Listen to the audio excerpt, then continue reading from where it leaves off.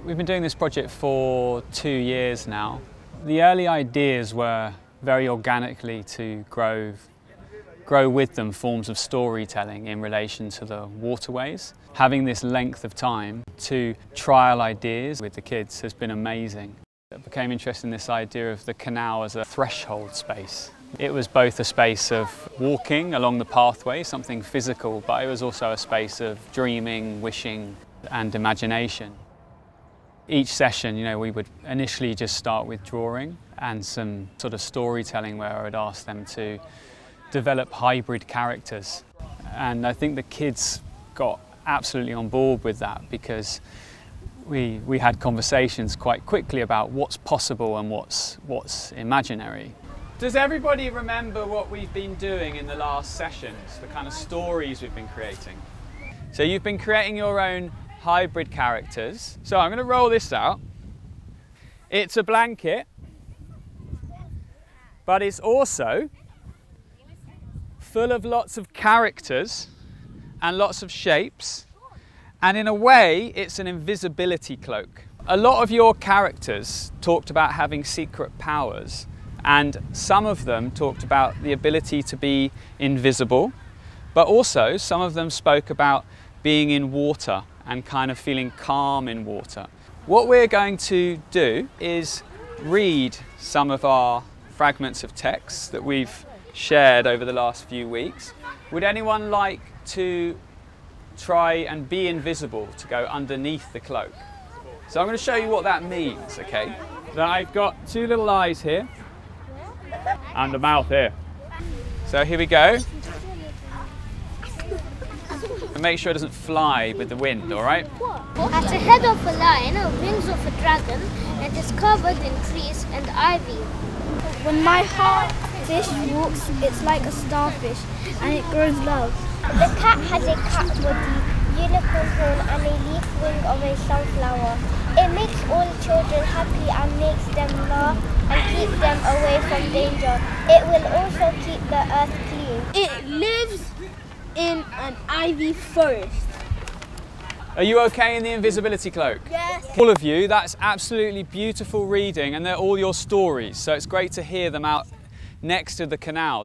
What they're realising is what they write is not the end point, it's not isolated. So they might write something and then we reframe that within what someone else has written, and then maybe they read someone else's story, and suddenly there's this sort of exchange that happens. And I think there's a confidence communally in that, because you go, oh, okay, it's not like everyone looking at me at once. I definitely noticed the kids who perhaps struggled to be vocal, maybe after 3 sessions or so, started to put their hands up or started to speak about their stories. So I think they gain a sort of comfort or confidence in that. Do you all remember that you made tiny seeds? Yeah. Now what I've done is I've made a number of little seeds, okay, and I'm going to give each of you one of those. And you can use that if you want as an example for you to make your own seed from. I'm going to give each of you a piece of clay, and you can shape it however you want to. Remember, you can roll clay in your hand and then you can press it with your fingers, you can give it your own shape, and that's your own seed.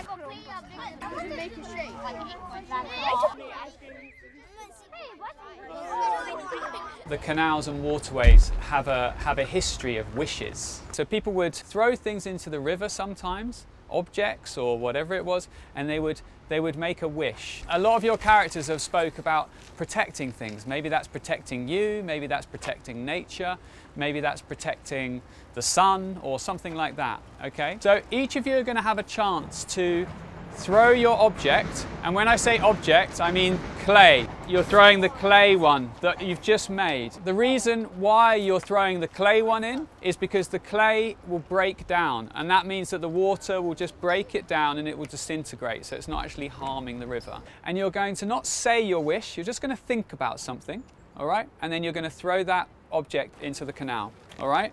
Please go at the back. You did have your turn, didn't you? Thank you. Go at the back, please. Have a nice day. You can go back, please.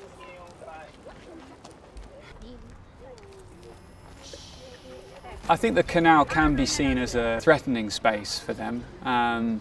particularly in relation to them. They can't come here on their own, of course, because it's dangerous with the water. It's a fast pace with all the bicycles and things. I think because we can do these things as a group, again, it's back to that confidence and trust and safe space to walk along the canal, to make things and then take them to the park today together. It's not just this idea of a canal or a landscape or something separate from them, that they're able through these activities to maybe kind of adopt the canal. I think it's about them personalising it in a way. But you can see as a group what excitement it brings out to not make things in isolation, but to make things in relation to something, whether it's a landscape, whether it's a new space. My wish was if that our new house would come early and we'd design it more faster. What I liked about today was that I got to read in front of everybody, and I had a great time, and I liked the canal because it takes off all the bad things that happened today out of my mind, and it feels a lot really peaceful walking around here. And I enjoyed how we got to see how it was to be invisible. I liked how we all got to have a turn to speak or do something. Everyone's always happy when Josh comes.